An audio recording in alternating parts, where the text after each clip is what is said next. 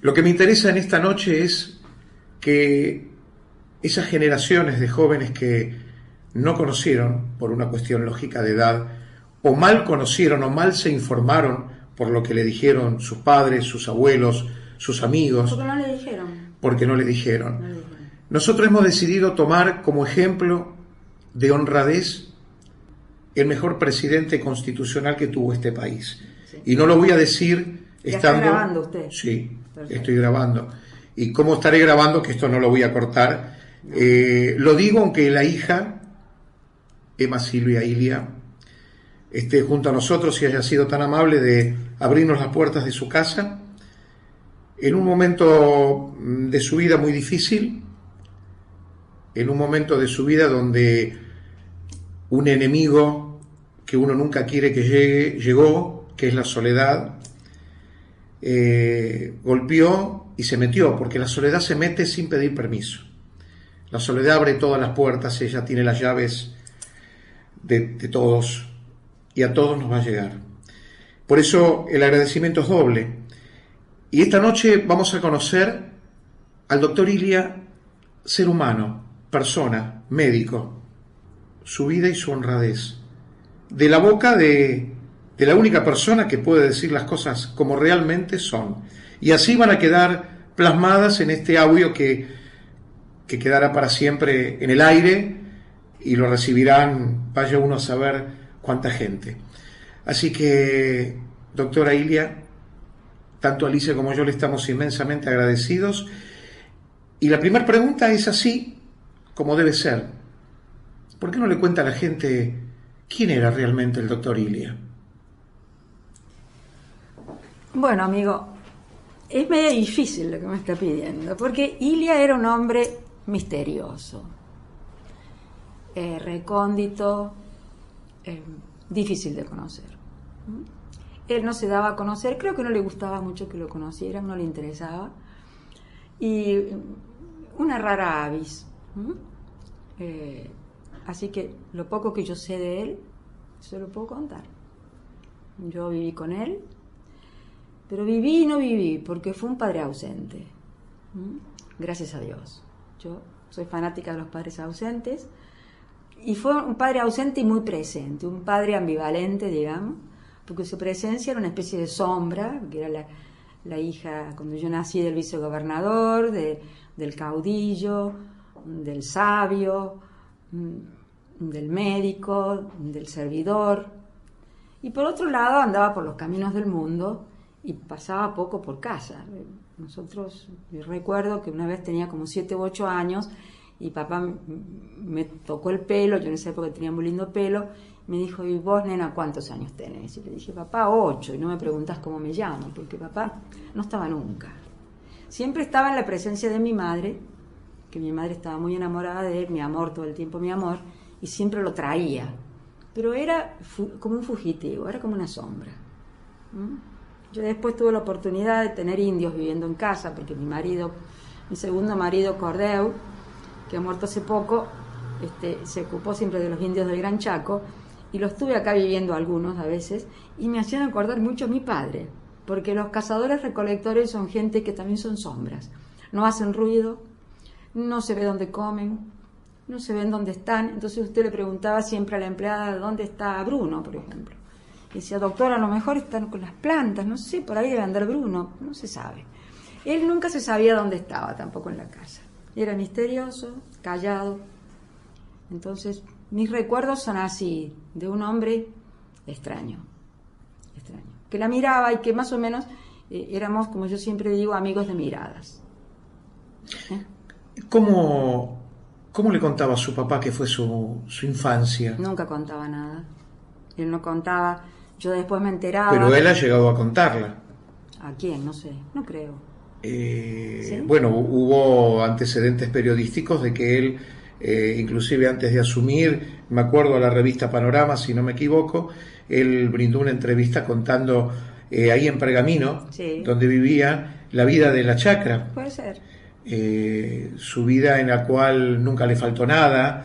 Sí, caminaba 40 cuadras para ir al colegio, de ida y de exactamente, vuelta. Sí, él lo hablaba en leguas, pero sí, es más o menos. Puede ser, sí. Mire, Sembraban y cosechaban absolutamente todo, nunca les faltaba nada. no, mi abuelo había venido de Italia con una mujer embarazada y con una hija, Elvira, y con una mujer embarazada que tuvo mellizos y murió un mellizo y murió ella, que era su prima hermana. Mi abuelo se vino porque no se podían casar con la prima hermana. Mi bisabuelo ya había tenido un campo acá, en Tandil, y lo había vendido cuando empezaron la matanza de los gringos, y se había vuelto a Italia, cuando mi abuelo era muy chico. Después mi abuelo se vino acá, muere su mujer y él queda con 2 niños, con una niña de 3 años y con un bebé, y su mujer muerta y el otro bebé, su prima muerta y el otro bebé muerto. Y bueno, y ahí se va a Pergamino porque había unos amigos, y ahí se casa con mi abuela, con Emma. Y con ella tiene 11 hijos. Mi padre, de esos 11, es el tercero. Yo lo conocí a mi abuelo, era un hombre también extraño, que bueno, que hizo la América, que vino, que trabajó.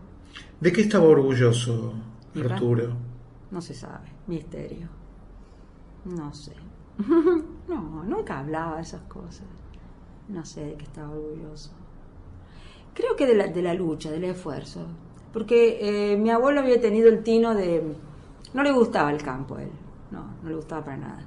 Mi abuelo tuvo el tino de internarlo en la secundaria acá en el Pío Nono, esos 5 años. Y él los veranos no quería irse a Pergamino, eso sí sé. Le gustaba quedarse acá con los curas.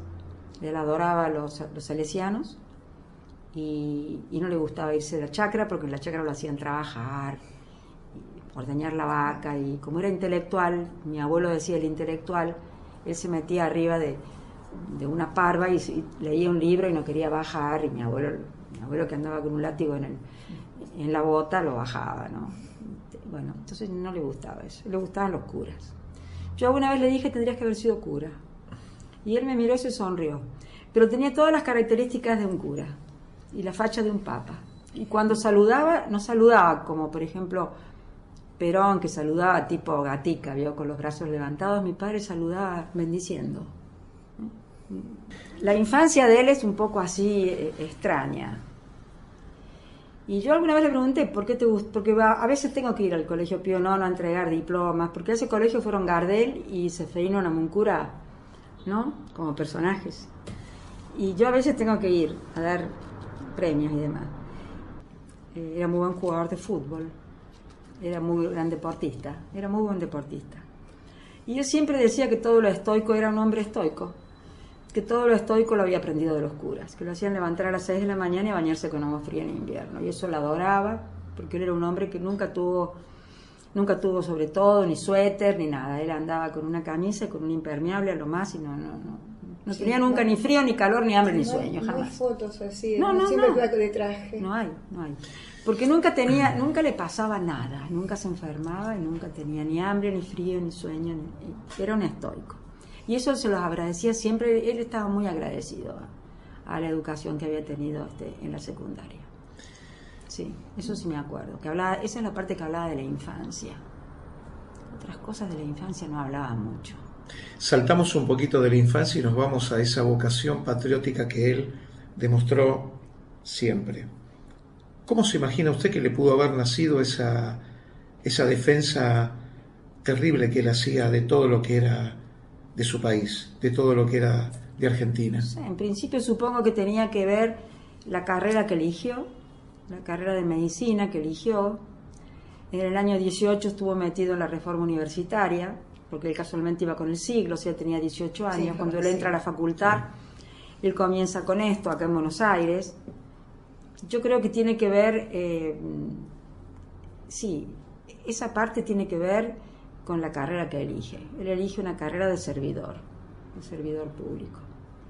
De hecho, después cuando termina la carrera, termina en La Plata, en el San Juan de Dios.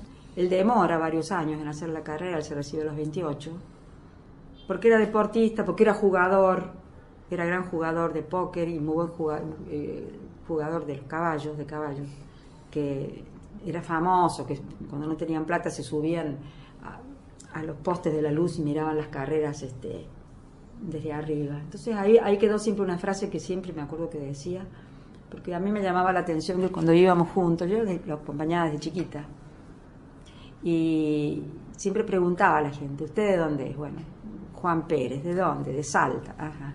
¿Nieto de don Ramón Pérez? Sí, le decía el tipo, ¿no? Él tenía mucho interés por la genealogía siempre. ¿De dónde viene fulano? ¿De qué país es? Usted no es lo mismo ser griego que ser siciliano que ser escandinavo. Son cosas diferentes. Y yo le decía, ¿por qué siempre les preguntás, papá, toda esa cosa? Y me decía, así decía, porque los hombres son como los caballos de carrera, hay que conocerles el pedigrí. Y conocía todo el pedigrí de todos los caballos porque era como tenía una memoria asombrosa. Claro, él sabía todos los nombres de todas las plantas en latín, sabía todos los nombres de todos los caballos. Era un memorioso. Yo a veces le decía a Funes el memorioso, ¿vio cómo lo dijo? Era un memorioso.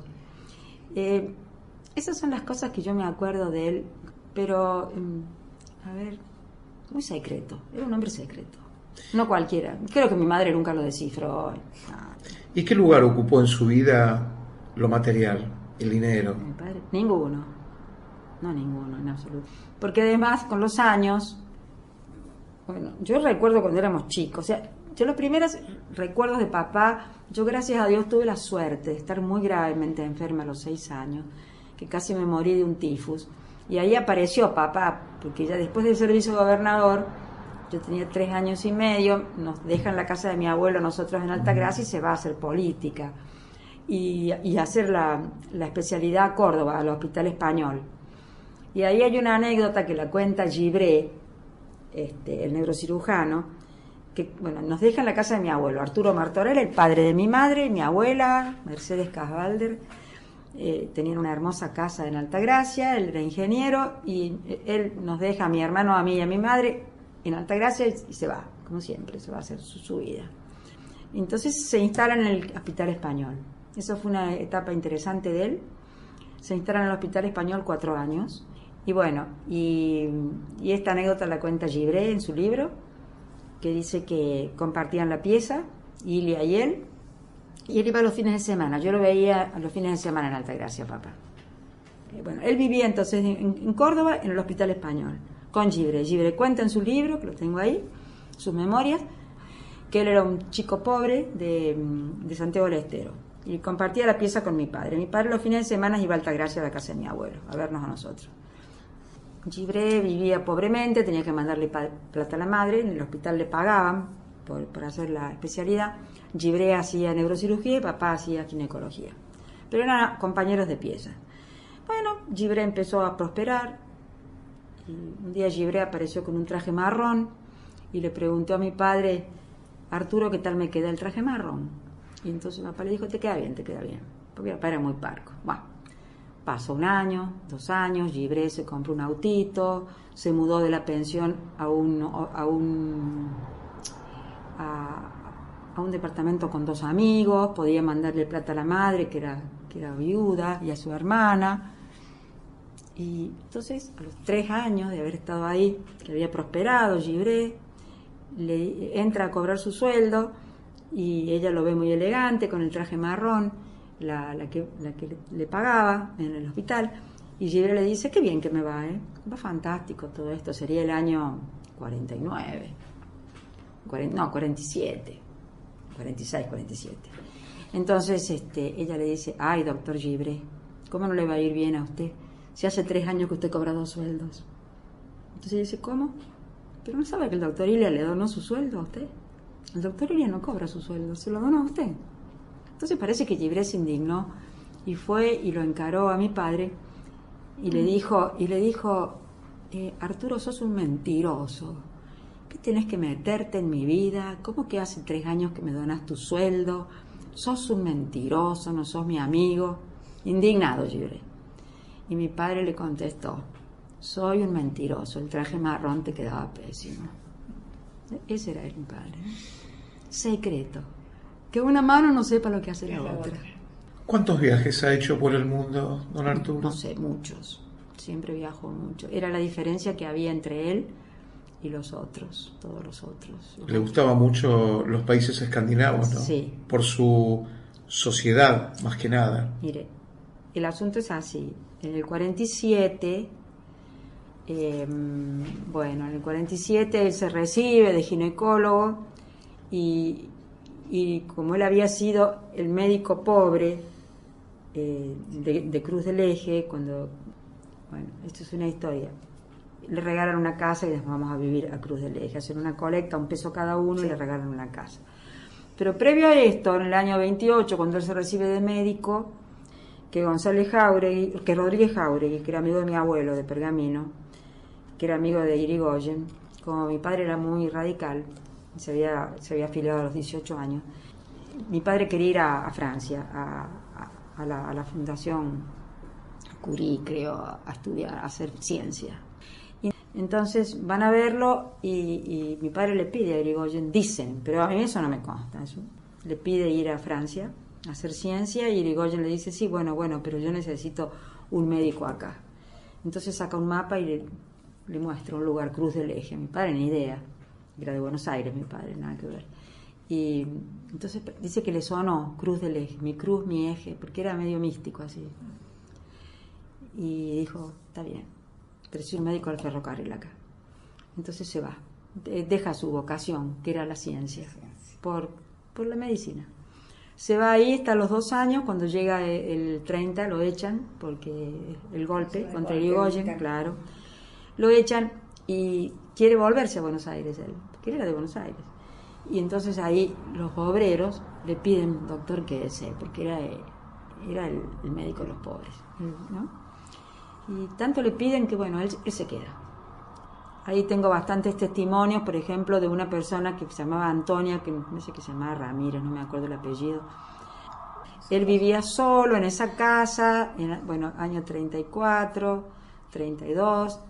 Él tenía un zoológico particular, eso era muy extraño.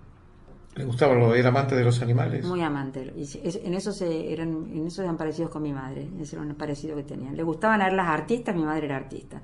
Le gustaban los animales, a ella también. Creo que era la única cosa que se parecían, esas dos cosas. Bueno, él tenía, eso me lo contó Antonia, que después fue celadora, portera del colegio donde yo fui, que era un colegio pobre, que me mandó mi padre a propósito, con todas las chicas pobres, porque no quería mandarme al mejor colegio. Me dijo, tenés que aprender, Emma, los que son los pobres. Así que fui al colegio, frente a mi casa, cruzando la calle una cuadra, el colegio Sarmiento. Entonces ella me contó que ahí tenía su zoológico, vivía solo, ya tenía 33 años, vivía solo y tenía su zoológico. Consistía en víboras, a las que le hacía escuchar música clásica, que las tenía en un cajón. Tenía un zorro, al cual siempre observaba mucho, tenía perros, gatos y un hurón, que lo despertaba a la mañana, el hurón lo despertaba. Un día le regalaron un puma, ¿no? Un puma pequeño, porque hay muchos pumas en Cruz del Eje.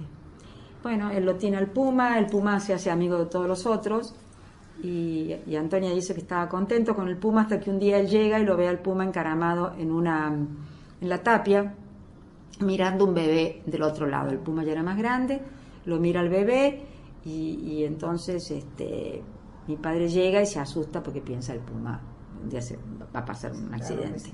Entonces tenía una guaribay muy grande en el patio, y entonces lo ata a la guaribay con una cadena muy larga, cosa que el puma se pudiera desplazar por todo el patio y pudiera subir y bajar a la guaribay.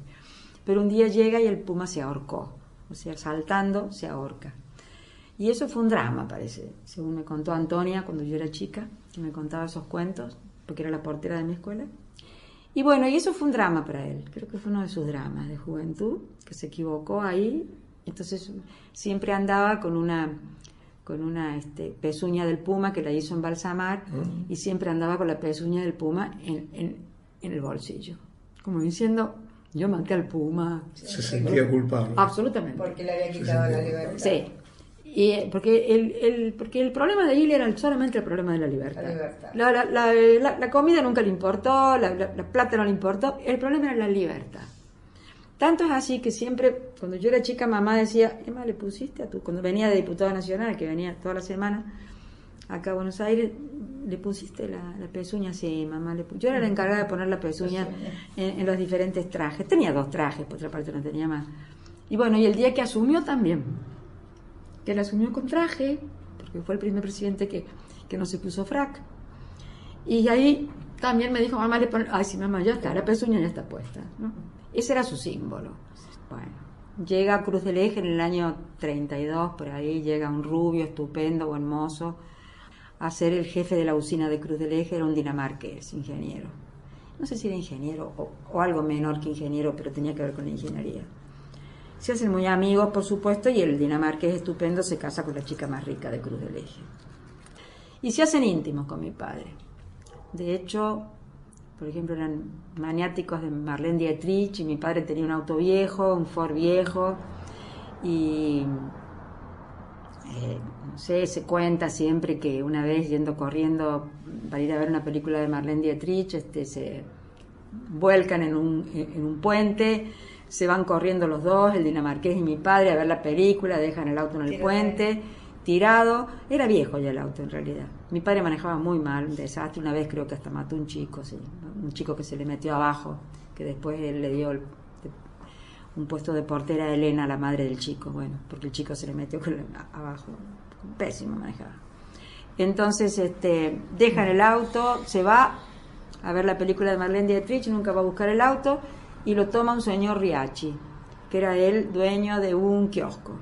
Con los años nosotros aparecemos, qué sé yo, 10 años después, aparecemos en Cruz del Eje nosotros, con la casa regalada. Calles casi de tierra, sin auto, la casa regalada. Mi padre era diputado nacional en el 48, justo ese año 48-52 fue diputado nacional.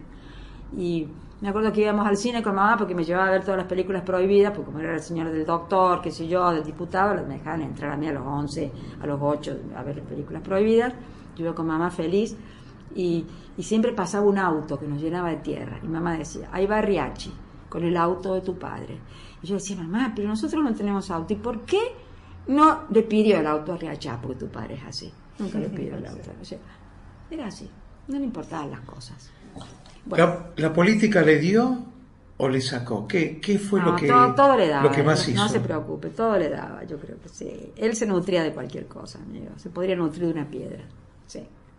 Tipo tremendamente capaz. Bueno, total que también tiene otra suerte. En el año 33, Hansen se enferma de tifus, casi se muere, y él lo va a bañar, porque él consideraba que no había en esa época ni cloromicetin ni nada, y se morían los de la tifus.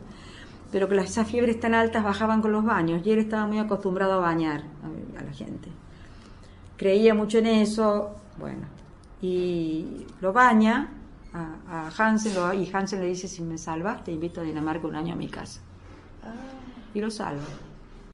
Él entonces lo va a bañar a Hansen, lo salva del tifus, y Hansen le dice, vamos a Dinamarca un año. Se van, año 34, se van 3. Capellini, que era médico, también, amigo de papá, y Jorge Hansen.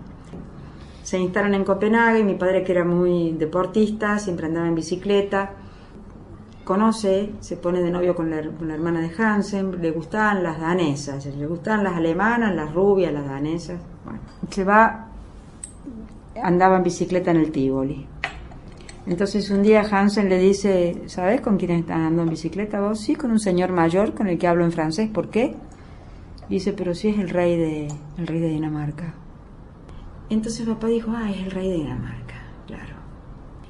Siempre lo admiró a este rey que cuando entraron los nazis se puso la estrella en el brazo y salió a caballo. Los países nórdicos lo enamoraron. Tenía 34 años y se enamoró de la hermana de Hansen y de los países nórdicos. ¿Habrá querido en algún momento implementar algo de esa sociedad en nosotros? Él quería la sociedad nórdica para nosotros, sí. Después estuvo en Alemania. ¿Cuál era la diferencia que él encontró sustancial? Bueno, que eran, no sé, era una sociedad socialista, ética, libre, de gente libre. Le interesaba mucho el asunto de la libertad, y como había estado después en Italia y en Alemania, entonces ahí a los milenarismos los detestaba, los líderes carismáticos los detestaba, y entonces adoraba a los reyes. Eso era su idea, los nórdicos. Kantiano, vamos a decir la verdad, él era un kantiano, Era un kantiano y era un gandiano. Esos eran sí. Era un antimarxista total, lo había estudiado mucho Marx. Y desde el lugar de hija, Sí. ¿cuál fue el logro más grande que hizo su padre? Yo creo que el logro más grande de ese señor es haber sido el mismo.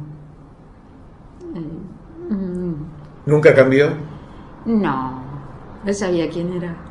Y nunca abdicó de sus banderas y nunca entregó sus banderas, cayó con sus banderas. Sí, era un hombre. Sencillo. Era un hombre, era un servidor, con convicciones, culto, fino, espiritual, diría místico. ¿Dónde dormía los días de semana, don Arturo? No, vivía en la casa de gobierno, para no perder tiempo. De hecho, a veces el almirante Quillat me contaba, que era el que hacía la energía nuclear, que a veces a las 2 de la mañana lo llamaba y le decía, almirante, venga a las 3, venga para acá. Y había que levantarse y ir. Era infatigable, trabajador. Nunca tenía sueño, ni hambre, ni frío, ni nada. No existía, el cuerpo para él no existía. ¿Y quién lo iba a buscar los fines de semana? Los fines de semana Duhalde, don Pedro Duhalde. Don Pedro Duhalde lo iba a buscar, que era el que había pagado las campañas políticas siempre de Balbín. Y lo iba a buscar y lo llevaba en su coche. Él iba con la custodia, soy amiga todavía de Obón, que era el jefe de la custodia de papá, todavía vive. Y lo llevaba a la quinta, sí, pero paraba en los semáforos, atendía a la gente. ¿Por qué en este país no se aprecia a la gente que realmente vale? ¿Por qué nadie salió a defenderlo? ¿Dónde estaban los amigos de su papá en aquellos momentos? Lo que sé es que esa noche, que yo estaba muy desesperada, como siempre, porque yo soy una desesperada, esa noche que yo quería matar a los militares y demás, en un momento dado Zavala Ortiz me dice a las 3 de la mañana, Emita, su padre se fue a su pieza hace media hora y no sabemos dónde está. Yo pensé que se había pegado un tiro, la verdad. Y bueno, yo entré, estaba fumando, mirando por la ventana, sentado en la cama, y yo le dije esta frase así, le dije, ¿vos qué vas a hacer? ¿Te pegás un tiro o los matamos a estos tipos y los tiramos por el balcón? Entonces él me miró despectivamente, no me contestó, y yo salí y le dije a Zavala Ortiz, está vivo, no se pegó el tiro. Eso fue todo, no sé. Los amigos, muchos, yo me acuerdo que miraban la hora y decían, ¿a qué hora va a acabar todo esto? ¿Quién fue el mayor traidor de su padre? No, fueron muchos. Fue una confabulación. Fue una cosa que nunca debió existir. No, es complicado. Hay testimonios. Yo creo que fue una muerte anunciada. Yo tengo la grabación del general Manuel Soria, que era director de la escuela militar, cuando mi padre era candidato a presidente. Mi padre le dan la candidatura a presidente porque gana la elección que el demócrata de Frondizi anula, ¿no es cierto? Mi padre gana la elección de Córdoba como gobernador, pero el demócrata, el desarrollista, el que creció al -2, mi padre creció al 10, el demócrata, además de tener a poner estado de sitio y demás, y de tenerlo al Sogaray como ministro de Economía, anula las elecciones, ¿no es cierto? Entonces, aparentemente, ¿a quién le iban a dar la candidatura? A alguien que iba a perder. Balbín no podía ser porque iba a perder Balbín. Iba a perder el radicalismo. Entonces se la dieron al que ganó en la provincia, porque iba a ganar Aramburu probablemente en la elección. Eso se suponía. Eran los parámetros de la época. Y yo tengo una grabación del general, por eso le digo que era una muerte anunciada, porque tengo la grabación del general Manuel Soria, que dice que antes que mi padre fuera a la proclamación de Mendoza, están comiendo los pollos al barro en el lugar de San Miguel, y estaban con Lanuse, estaba el general Soria, estaba Barbijo de Oro, ¿cómo se llamaba? López Ofrango, ¿no? Había un grupo grande. Estaba papá, estaba Perete. Y bueno, ahí cuando empiezan a tomar bastante, tengo la grabación, ¿no? Lanuse le dice a papá, ¿y usted qué va a hacer mañana, doctor Ilia? Voy a la proclamación de Mendoza. Entonces él le dice, no vaya, doctor Ilia, ¿para qué va a ir? Usted no va a ganar. Y si gana, lo vamos a echar directamente, ¿no? Entonces mi padre no le contesta nada a esa provocación.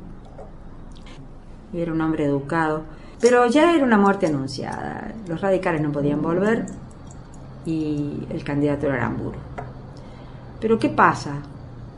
Como el pueblo a veces también piensa 5 minutos, a veces, Bueno, lo dice Etienne de la Boétie, que yo recomiendo al público que lea Discurso de la servidumbre voluntaria, 1548.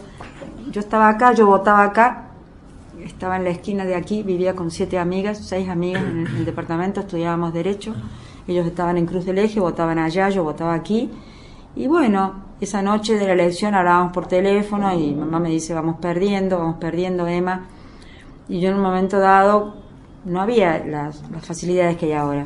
En un momento dado le digo, mamá, estoy escuchando los cómputos de Avellaneda, dame con papá que está ganando, lo votaron los peronistas a papá. Me dijo, ¿y el voto en blanco, Emma? No, Perón dio la orden, pero mamá, no le escucharon a Perón. Entonces le digo, papá, ganaste. Era el 7 de julio del 63. Y me dice, no, estamos perdiendo, no, ganaste, te votaron los peronistas, papá. Desoyendo la orden de Perón. Y de hecho papá saca el 25,6%, pero en el 18 creo que... O sea, papá, yo creo que la gente ahí también tiene un acto de reflexión y votan al médico pobre, al médico de los pobres. La gente vota a este hombre y no le escucha a Perón. Es muy probable que ahí tienen un intervalo lúcido los argentinos. Lo votan. Y en el colegio electoral, lógicamente, lo votan los socialistas, los demócratas progresistas, los demócratas cristianos. Y como yo le dije el día que presentó Nelson Castro su libro, y hojeé el libro de Nelson Castro, y cuando habla de mi padre, de las enfermedades, de los presidentes, mi padre, sí, enfermo de poder. Bueno, sí. Dice el doctor Ilia que subió con pocos votos y demás. Entonces, yo le digo a una prima mía que por está muerta, pobre, le digo, acompáñame que le voy a ir a retrucar a este señor porque Ilia sube con el 56% en el colegio electoral. Entonces, después que hablan todos, y creo que lo presentaba la Ruiz Guiñazú, y entonces, bueno, estaba ahí todo el mundo, bueno, hablan, y yo no me acuerdo la página, número 49, no me acuerdo qué número de la página, donde él habla que Ilia sube con pocos votos, y yo le digo, al final, me presento como una señora mayor, vieja, y pido la palabra, y me dijo, sí, señora, pase, me hacen pasar al estrado ahí. Entonces le digo, usted en la página tal miente, y da el argumento de los golpistas. Arturo Ilia en el colegio saca el 25% propio, el 25,6%, el 56,5% en el colegio electoral. El único que salió con que subió con el 22% es este actual presidente. Sí. Ilia es el presidente que sube, y usted miente y toma el argumento de los golpistas. Ilia sube con todas sus facultades. Les doy la espalda, yo no sabía quién era esta señora que decía estas barbaridades, le doy la espalda y le digo a la gente, venía a dar el testimonio esta tarde acá porque Ilia fue mi padre. Por supuesto que me aplaudió toda la gente y me retiré, me fui. Entonces acá hay una serie de equívocos. Y yo creo que Ilia no se puede mostrar. Si lo muestran a Ilia es un espejo donde no se puede mirar la sociedad argentina. Y tampoco se puede mirar el Partido Radical, que ha tenido gobiernos pésimos. La hiperinflación de Alfonsín fue trágica y el Pacto de Olivos fue más trágico aún. De la Rúa también fue un gobierno trágico, y Ilia, según mi grabación de Potash, fue el gobierno más interesante del siglo XX. Ilia se cuela por una rendija de la historia y hace un gobierno ejemplar, que no se lo van a perdonar. Escúcheme, si usted hace 50 años quiere salir a China y le vende 2.300.000 toneladas a China comunista, que no estaba reconocida por las Naciones Unidas, porque las queridas Naciones Unidas, que ya cuando yo estudiaba con Linares Quintana decían que no servían para nada, no van a reconocer 1.000 millones de personas, y mi padre los reconocía y les vendía trigo, yo creo que no es buena gente, es un estadista que estudió para eso y fue fiel a sí mismo y cayó con sus banderas, que era como tenía que caer, porque no negoció. ¿Cuánto le costó al Estado argentino la enfermedad de su mamá? No supongo que nada, porque creo que nada. ¿Qué tuvo que hacer su papá para poder...? No sé, pero papá que casi nunca usó los gastos reservados. Eso lo tengo grabado, mire. Eso lo tengo grabado... A eso iba, a los gastos reservados. Perfecto. Eso lo tengo grabado por el coronel Ballester. El coronel Ballester fue el que rodeó la Casa de Gobierno con los tanques la noche del golpe. Bueno, entonces... Pero madre de él, ¿no? Sí, hago esta pregunta. ¿Él fue mi padre o yo fui su madre? ¿Fue su madre o su hija? ¿Quién? usted? Fui las dos cosas. Hija cuando era chica. Más o menos hija, sí, más o menos hija. A partir de la enfermedad que tuve, a los 6 años, quedé, bueno, ellos se ocuparon, estuvieron muy atentos conmigo, porque era una niña muy delgadita, muy frágil, aparentemente. Entonces, como me encantaba venir a Buenos Aires, tenía unos primos acá en Buenos Aires, y me encantaba Buenos Aires, yo odiaba el pueblo, me parecía horroroso. Entonces él me traía, que era diputado nacional, yo tenía 8, entonces me acuerdo que no había mucha plata, entonces me habían hecho unos tapaditos tipo marineros, con unas capas inglesas de unos tíos míos que eran marinos, y me acuerdo, y con los botones dorados de la marina de aquella época, me habían hecho un tapadito marinero y una carterita roja de golf, la estoy viendo, y un libro. Leía desde muy chica. Yo tenía la pieza al lado de la de mis padres, en Cruz del Eje, y cuando estaba él leía hasta las 3 de la mañana casi siempre, y jugaba al ajedrez solo, o sea, hacía partidas de ajedrez, reproducía partidas que cortaba de los diarios, de los grandes, del ajedrez. Y me había enseñado a jugar al ajedrez a mí también, jugábamos al ajedrez. Y entonces yo copiaba, ¿no? Copiaba todo, era la que copiaba. Entonces le copiaba leer. Entonces cerraban la puerta que dividía mi pieza con la de ellos. Mis hermanos, gracias a Dios, dormían en un altillo, así que mis hermanos, como mamá decía, tus hermanos que se limpien los pies, que vayan por el office, que tomen el té allá, y vos, Emma, vení conmigo a tomar el té a la chimenea. Bueno, entonces fantástico. De resucitada pasé a ser importante y leía, porque justamente tenía la manía de leer. Entonces yo leía hasta las 3 de la mañana también, cosas de grandes, yo creo que leí Plutarco a los 12, y siempre miraba la luz que se filtraba por abajo de la puerta, y si la luz estaba prendida, yo me quedaba dormida, pero abría los ojos y miraba, y estaba la luz y seguía, hasta que la luz se apagaba. O sea, éramos así, amigos de oficio mudo, ¿entiende usted? Yo miraba la luz y sabía que él leía, entonces yo leía. Lo mismo hacía en los viajes. En los viajes yo tenía mi libro, mi cartera, mis guantes, siempre con guantes porque tenía miedo de enfermarme y era fóbica, entonces daba la mano con guantes, todo con guantes, siempre con guantes. Entonces veníamos juntos en el tren, y entonces la discusión era una pequeña discusión que alguna vez tuve con él por la cama. ¿Quién quería la cama de arriba? Y yo quería la cama de arriba, y él quería la cama de arriba, porque decía que yo me iba a caer. Entonces yo le contestaba, yo prefiero morirme y caerme, pero dormir arriba. Así que vos dormís abajo. Entonces él dormía abajo, no tenía más remedio, y yo dormía arriba. Y ahora, en la lejanía de este tiempo, ¿cómo recuerda a su padre? ¿Como presidente de nuestro país? No, como presidente. ¿Como médico? No, tampoco. ¿Como amigo? Como hombre. Alguna vez, a los 10 años, venía siempre yo, entonces iba con él a todas partes, al Tropezón, a la Cámara de Diputados, me quedaba dormida arriba de la mesa, escuchaba todo lo que hablaban los otros, nadie estaba con una chica de 9 años ahí. Pero él sí, porque estaba con la resucitada, estaba ahí. Pues entonces, que además estudiaba danza clásica, le gustaba el arte, esto, lo otro, todas esas cosas.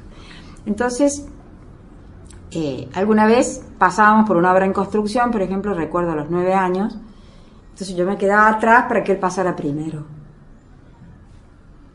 Porque era angosto la vereda. Entonces él se paraba, me miraba y me decía, pasa primero vos. Y decía, ¿por qué? Entonces, porque sos mujer. Simplemente esa frase, siempre pasé primero, delante de todos mis maridos, delante de todos mis psiquiatras, delante de todos los presidentes del mundo. Porque un hombre me había dicho, pasa primero porque sos mujer. Pero sencillo, son 10 palabras. Todo lo que decía él para mí era como sagrado. Tal cosa, Emma, tal cosa. Pero poco, casi nunca nada. Poco. Y esa era mi relación con él, que era muy estrecha, porque yo estudiaba danza clásica y me quería ser bailarina, y él sabía que yo era muy buena, y él tenía su amigo íntimo, que era compañero de colegio, que era de Erisi, que era embajador de Perón en Londres, y me querían mandar al Royal Ballet, y mi madre se opuso a los 10 años, a los 11, porque era la única hija y yo me quería ir a Londres. Yo no quería estar más en el pueblo, me quería ir, y él quería que me fuera, y ya había hablado con Derisi para mandarme a la embajada, y bueno, no fui. Sí, no, mi madre dijo, no, es mi única hija mujer, no se puede ir, porque yo era la amiga de mamá. Como él no estaba nunca, yo dormía con mamá, y era la íntima de mi madre. Iba a ver las películas a los 12, las películas de Daniel Yelén, las películas prohibidas para 18 años, yo las veía a los 11, a los 12. Y mamá tenía una amiga que era yo, y yo tenía una amiga que era mamá. Y él también era mi amigo, pero era el hombre, no era ninguna de las otras cosas. Sí, ella era alegre, linda, joven, buena, y él era triste, callado, aburrido, pobre. Y yo le decía a ella, mamá, divorciate, es viejo, es pobre, ¿qué hacemos en este pueblo, mamá? Vos sos linda y buena y alegre. Porque cuando él llegaba, en la casa había música, había esto, lo otro, cuando él llegaba, apaguen la música, vayan a dormir, llegó tu padre cansado, entonces entraban las tinieblas, que llegaba el prócer y nosotros volábamos a la cama. Entonces, a mí me parecía que mamá era lo más. Yo me peleaba en el colegio a trompadas, porque si alguien decía que alguien era más linda que mi mamá, yo me agarraba a los sopapos, y mi mamá era más linda que la Eva Perón, más linda que todas. Pero con él tenía esa relación de hombre. Sí. Y él nunca me trató como a una niña, me trataba como una mujer grande, como a una novia, como que él era un hombre y yo era una mujer, y me tenía mucho respeto, eso sí. Y discutíamos a veces en la mesa, y yo leía para poderle discutir. Y la llevo un segundito a un territorio un poco privado, pero sí. Me gustaría saber, porque hay 3 palabras que cuando alguien quiere a otra persona dentro de una familia son muy importantes. Y esas 3 palabras es: te quiero, hija. No, jamás. Su papá jamás dijo una cosa así. ¿No lo dijo nunca? No, ni muerto. ¿Y usted a él? Jamás. No. ¿Cómo le voy a decir eso? ¿No? Se sabía todo. No sé si me quería o no sé. Estábamos ahí, qué sé yo. Un hombre y una mujer chica y un tipo grande. No precisábamos todo eso. ¿No? ¿Tenían ese código de silencios? Era un código de miradas y de actitudes. Por ejemplo, en el 55, cuando él estaba a cargo de la Defensa Civil de Córdoba, que ahí tengo toda la grabación de Juan Palmero, que era el segundo de él en Córdoba, que si hubiera ganado Perón lo fusilaban a papá. Ahí, ese día, yo me entero en Cruz del Eje, y con el gordo Escandogliero y el gordo Soto agarramos, yo tenía 15, una camioneta, y yo me escapé de casa y me fui a Córdoba. Que no sé qué día fue, pero se puede encontrar en los archivos, habían matado mucha gente en Cosquín, era el día de la tregua, y en septiembre del 55, y yo llego al comité provincia a la noche con los 2 gordos, y papá me dice, ¿qué haces acá, mijita? Y dije, me escapé, vine a verte, qué sé yo, ¿qué haces acá vos? Bueno, estaba ahí lleno de fusiles, todo, bueno, estaban hablando con Videla Balaguer, hablando con Lonardi. Él fue el responsable civil de Córdoba, que fue donde se jugó la Revolución Libertadora. Y yo estuve con él, yo me fui. Y me dijo que había hecho muy mal en escaparme de casa. Pero estuve con él todos esos días. Siempre estaba con él en el lugar preciso. Sí. Y en momentos especiales. Y en momentos muy especiales. Claro, por ejemplo, ese fue un momento clave, y la noche del golpe también, yo salía de la facultad, y el chofer me dijo, hay golpe, doctora. Doctora no, Emma, porque yo no era doctora, estaba en el último año. Y le dije, vamos a la casa de gobierno, y me quedé con él toda la noche, y a la mañana después, cuando bajamos la escalera, yo le había dicho a él, pues yo tenía muchos amigos en la facultad, entre ellos Bobby Roth, Mario Dilgainza, que me hablaban del golpe. Yo había estado en España el año anterior, y la gente del Colegio Guadalupe también me hablaba del golpe, La Banca, Sanguinetti, eran todos medio fascistas, bueno, me hablaban del golpe, se sabía, era anunciado. Y yo le decía siempre que íbamos a Olivos, le decía, vos te van a sacar de acá empujones, ¿sabes? Entonces él por ahí me contestaba, bueno, vos porque sos comunista, no. Yo porque lo sé. Además tengo una intuición. Yo sabía que no le iban a sacar de ninguna manera más que así. como nos sacaron. Nos arrinconaron contra la pared y nos hicieron bajar la escalera a empujones. Bueno, y siempre estuve con él. Y bueno, y hablando de los gastos reservados, que es un tema que cuando entran esa mañana del golpe, abren la caja fuerte y encuentran todos los gastos reservados, y había solamente 2 expedientes donde mi padre había usado ese dinero. Uno era para mandarla a Luisa Beil a París, a Ollantay de Ricardo Rojas, y otro era para pagarle el médico italiano, creo, a Clotilde Sabatini de Barón Visa, cuando él le tira el vitriolo y le destruye la cara. Cuando los militares abren, según Ballester me cuenta, dicen: ¿para qué habremos echado a este tipo? ¿Cuándo ven todo eso? Todo el dinero de los gastos reservados estaba ahí. De los 3 años, de los 2 años y 8 meses.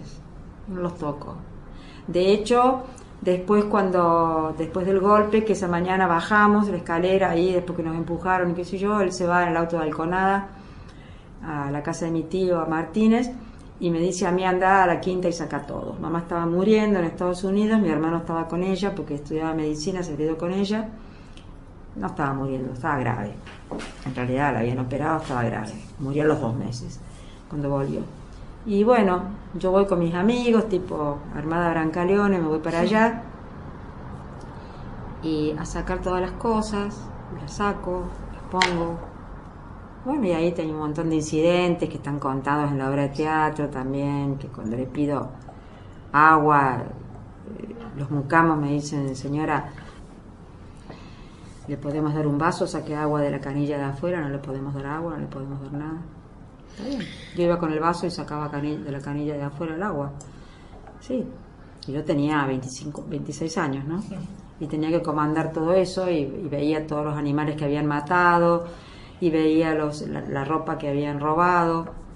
Cuando llaman a las 7 de la tarde de la Casa de Gobierno para decir que van a buscar el bastón de Sáenz Peña para que al día siguiente Furión ganía, y yo mirando el bastón que estaba ahí porque era del museo. Papá no tuvo bastón, mejor dicho, tengo el mango del bastón que hizo Pallarol, lo tengo acá en casa, pero nunca hizo el bastón completo porque papá no quería tener bastón, nunca quiso tener nada, y quiso jurar por el de Sáenz Peña con el de Sáenz Peña y lo pidió al museo, y de hecho para usarlo lo tenía en la Quinta Olivos, arriba de uno de los de las chimeneas estaba.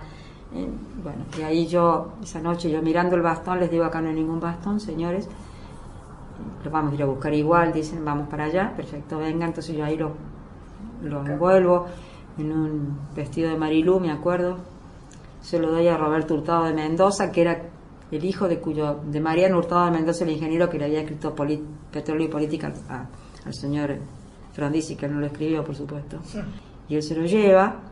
Y le digo: llévatelo a tu casa. Me dice: no voy a poder salir. Vas a poder salir, te lo vas a llevar a tu casa y después lo vamos. Y me dijo: oye, ahí está, Emma, te van a fusilar. Le dije: me fusilen, te lo llevas. Y ahí sacamos el bastón y juró con el de Victorino de la Plaza, creo, al día siguiente. Pero bueno, siempre me hice cargo, y a partir de ahí me hice cargo, un poco lo amparé a él, me llevé las cosas al estudio nuestro, no había dónde ponerlas, no había un centavo. Después murió mi madre a los 2 meses y un día vinieron las cuentas de París.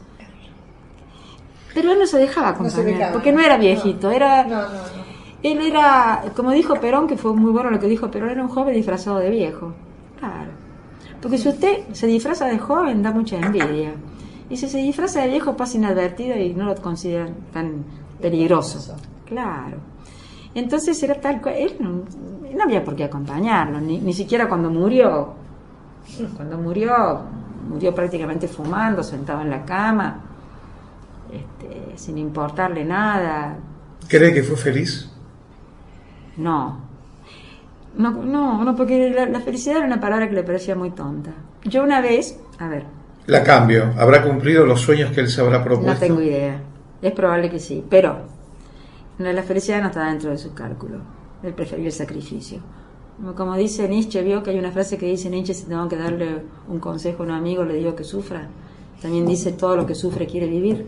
Son 2 frases de Nietzsche que siempre yo le repetía a él. Una vez estando en Egipto le mandé una carta le mandé una tarjeta. Nunca le escribía yo a él, jamás, y a mamá tampoco. Y entonces le mando una tarjeta así exultante, feliz, digamos, una tarjeta de joven feliz. Y entonces él me contesta en una carta muy breve que me manda y me pone: recibí tu tarjeta, gracias, pero no olvides, Emma, que todos, ¿cómo fue que me puso? Yo la perdí la tarjeta, no la tengo. Que todos los afanes del hombre los cubre la tierra, tu padre. Eso fue todo. Qué frase, Dios. Entonces yo sabía que él era un trágico, igual que yo. Es un trágico, total. sí, trágico. De hecho, después me enteré Sí. de que somos de familias griegas, son griegos de la Macedonia. Entonces esa idea de que la lucha es la vida, el servicio, Sí. el deber por sobre el placer. Él miraba por la ventana fumando, porque siempre, nunca me miraba mucho. Y dio vuelta la cabeza, bajó la cabeza, porque yo era más baja que él, era muy alto. Me miró con un desprecio total y dijo: ¿y eso qué importancia tiene? Y yo, con los años, me di cuenta que mi papá era un sabio. Pero yo, como era joven, No creía, te dabas cuenta. no, creía que era muy importante enamorarse. Claro. Pero después me di cuenta que no. Así que esa frase: pero no te olvides, Emma, que todos los afanes del hombre los cubre la tierra. Contundente. Emma, este programa es un especial en el cual hablamos de la honestidad. Y yo tengo que ser honesto. Muy honesto. Sí. La verdad, quisiera hablar 10 horas. Bueno, Porque es tan difícil encontrar una persona, primero, que se brinde.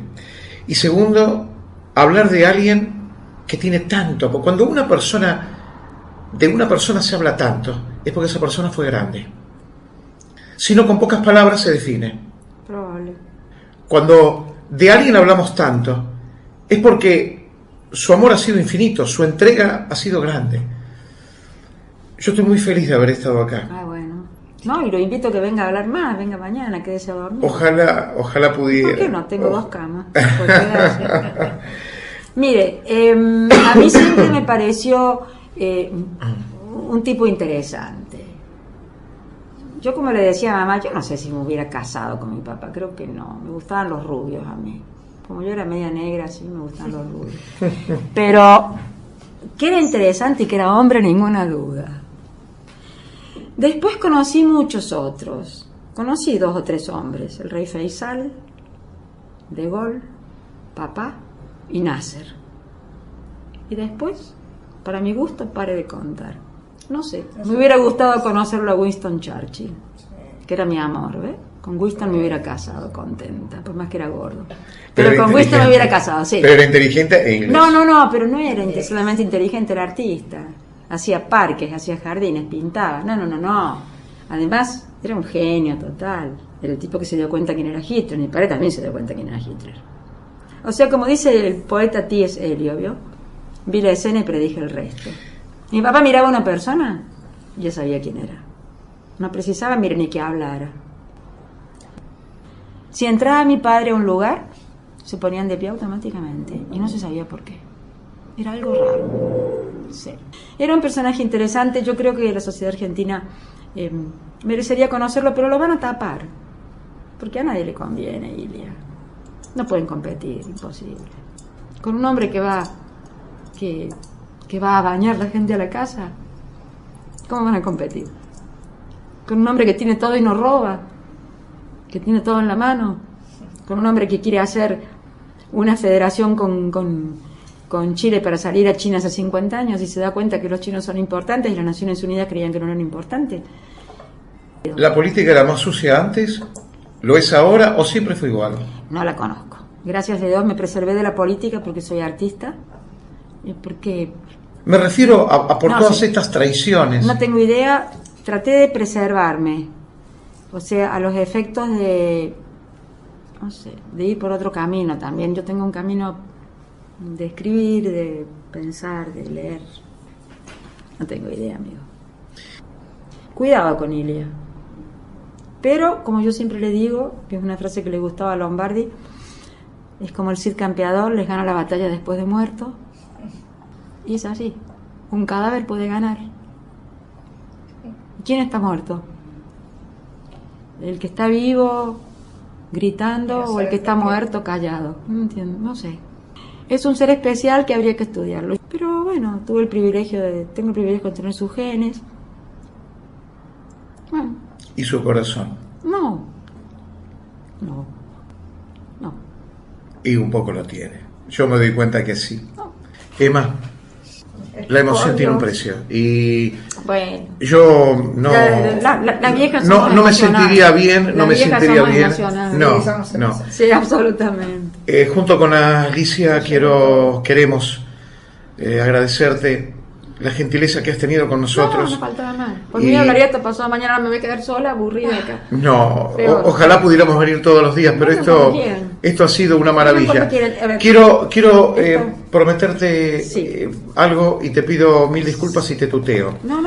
Pero si... En Córdoba no se usa, pero bueno, acá se Bueno, no importa, pero yo no estoy en Córdoba. Estamos acá en Buenos Bueno, Aires. en Córdoba. Y en donde nosotros somos, allí en Santa Teresita, ¿Se usa? se usa mucho. ¿Sí? Porque como es un pueblo, todos los vecinos son amigos. Ah. Hay buenos y hay malos, pero entre los vecinos el usted no sirve, no lo usamos. Y que sé que hay una cosa en Córdoba, que hay una cosa de mucho cariño y de mucho respeto, que es el usted. Sí. De hecho, las mujeres de mi familia, a sus maridos le llamaban por el apellido, yo a mi mamá. marido le llamaba por el apellido, Mi mamá le y cuando quiere ser muy amable con su mujer, usted la trata de usted. Mm. Y a los amigos que más quiere, de usted. Porque el tú es más vale para la servidumbre, qué sé yo. Cuando Mi ya padre terminaba- solamente tuteó a 2 personas en la vida, Jorge Hansen y a Juan Palmero, nadie más. Quiero mostrarte algo, Emma. Sí, Esta es mi agenda. ajá. Esta agenda me la regaló mi mejor amigo, Ernesto, que hace 46 años que nos conocemos. Ah, Somos una pareja ya en realidad, ¿no? Ahora la blanqueo adelante de Está Alicia. bien. Bueno, lo importante de mi vida lo anoto en esta agenda. bueno. Acá dice Emma Ilia, tu dirección y tu teléfono. Bueno, gracias, amigo. Eh, Una mujer sin importancia, hubiera hecho cargo ahí. Quiero decirte que a partir de hoy es muy difícil que puedas llegar a estar sola, porque si no es Alicia, seré yo quien te llamemos Bueno, gracias.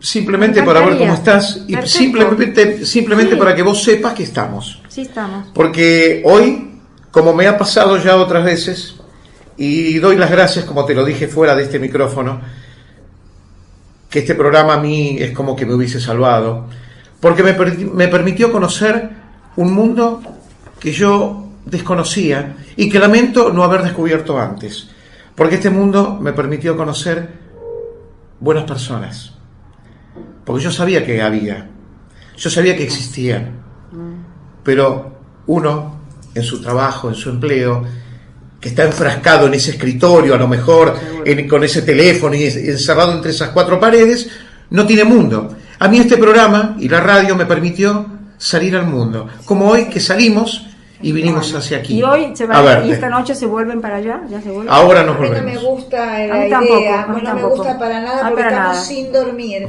Entonces estoy muy asustada. ¿Y Yo por la qué no verdad se que quedan me acá? gusta. Quédense. Él es terrible. Bueno, no nos quedamos por varias ¿Sabe qué? Pero razones. no más. Hoy si no, quédense en un bar, comen, y a las 5 Sí, de la mañana el 6 tema- se el van. El tema es que tenemos la casa sola Y bueno, ¿qué le va a pasar? y están los animales, que son nuestros hijos, de 4 patas. ¿Qué hijos tienen? ¿Qué 3 gatos y 2 perros. Ah, mire, acá llegué a tener 11 yo. Ah, Casi y nada. son nuestros amores. Yo terrible. lo que te quiero pedir es... Pero no tienen un hijo allá que les cuide, Tengo nada. Sí, a sí, la nena. que está embarazada, pero Bueno, tiene su pero la familia. embarazada y- puede ponerle a la Ahora comida. vamos a ver. Yo le diría que no se vayan de noche. el- A mí me da Emma, Bueno, les agradezco que hayan venido.